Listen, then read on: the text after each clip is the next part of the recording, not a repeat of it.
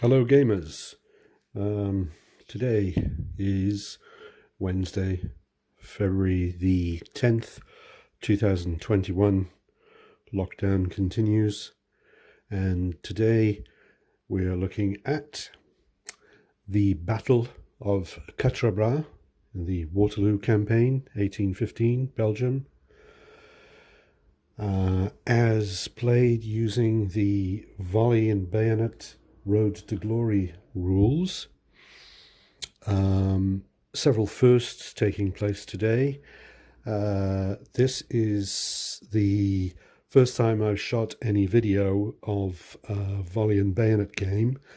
The last Volley and Bayonet game I played would have been, I believe, well, I know the last game I played solo was Minden, and that was here in the dining room. I'll have to check the dates, but it was a long, like 2002, something like that. Had a very quick game of Perryville with my friend Steve, probably around about the same time. Very short game that was. Minden was a very long game. But this is the first time I've played Napoleonics V&B here in the UK. I played a lot of it in the USA before moving. So that's almost 23 years ago. And so I've dusted off the forces for Quatre. Let's see if we can come in here and get a bit of a closer look. These are, of course, 6mm forces. I'm playing Volley and Bayonet using the so-called centimeter scale, which means I'm using centimeters instead of inches. So that basically means that all the distances are reduced effectively to a size, just one second. Okay, yeah, so I'm using a scale, a ground scale that is basically 2/5 of the size used in the original rules. And of course you can scale anything down to whatever you like, as long as you scale down your measurements with your ruler during the battle, the size of the battlefield also, and of course the size of the bases. So whereas in the rules, the bases are very big, they're 3 inches, they're squares with 3 inches on a side.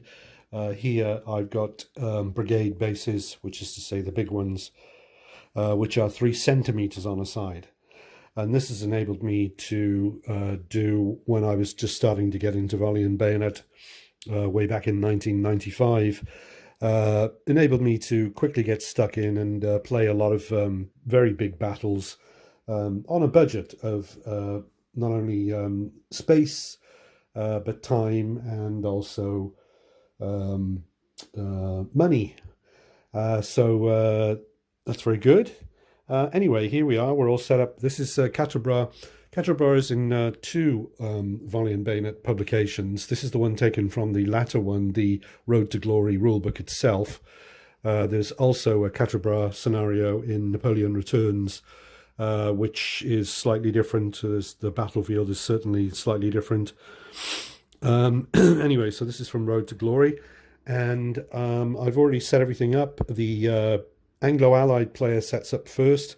Let's go over the topography first. We have, might have to refer to some notes here, but we have, as we can see, the battlefield is so compact, I've actually had to mark off the edge of the battlefield there. But we've got, this way is north, so that's convenient for us. And we have Quatre is this little village here. And then over here we have the village of Pierrepont. Then we have Jamiancourt. We have Pyramont. And over here we have, it looks like, in the book, it looks like it's spelled Sarthe Dame Aveline. So I make no claims to being able to pronounce French correctly. And then we have the all-important roads, where the reinforcements are going to be coming from. We have the Nivelles road here. We have here, this is the Brussels road. And then way down here where the French are coming from is the Charleroi Road. And then over here we have the Namur Road.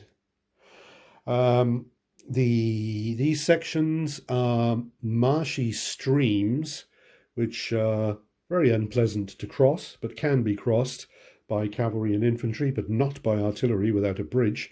So the artillery can only cross here and here. We just have two bridges. Then we have these areas that have trees and so forth, or as we might imagine, they are woods or forests, sort of a deal. Then we have, of course, each one of these is a village. We have no towns on this battlefield.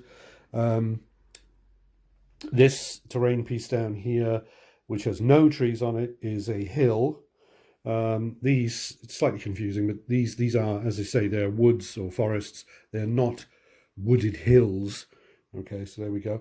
The thing with Volley and Bayonet, of course, is if you are going to do historical battles, then you have to make the terrain. You have to cut out hills, you have to cut out woods and so forth, because if you use stock terrain pieces, obviously you're kidding yourself as to its accuracy.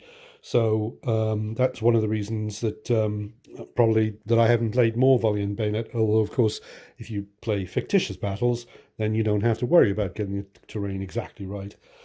And there we go. Take a quick pause.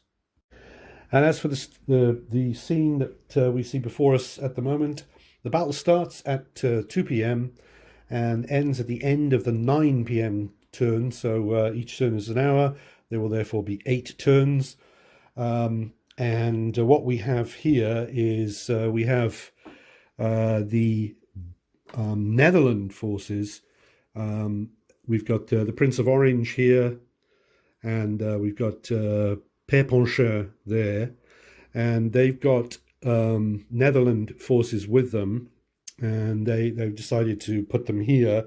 It was at the discretion of the commander. He could have deployed anywhere within 24 centimeters at this scale of Quatre, including these 3 villages. So it was decided to basically block the Brussels road, because what the French player is trying to do by the end of the battle, or at the end of the battle, needs to be in control basically of that section of road there, which is the Anglo-Allied communication route. The Anglo-Allies are trying to do the reverse, which is to say to control the French communication route, which would be down here, the road to Charleroi. But it is incumbent upon the French to take this. If there are no ties, if the French have not taken that, then they will have lost the battle. The Allies deploy first. So with the Allied preparation, is just a question of setting up, and there we go. They're allowed to be unlimbered artillery. They're allowed for their forces to be stationary, and my marker in Volley and Bayonet to mark stationary is to put a log basically in front of the unit to indicate that it's stationary, which if you know Volley and Bayonet, you'll know that means that they get all kinds of defensive bonuses if they are stationary. It means that they haven't moved in their turn, essentially. They're well prepared for the enemy. The French, on the other hand, of course, are surging forward. They're not stationary, certainly not. We've got the artillery turned around the other way to indicate that it's limbered, so it's moving forward, but it's pointed around backwards, as it were. We've got 4 brigades, 2 divisions, 4 brigades here of infantry on the road. Then over here we have, sorry, in the region of the road, right now they're up on the hill. We've got 2 brigades of heavy, I believe they're both, let's just check that 1 second.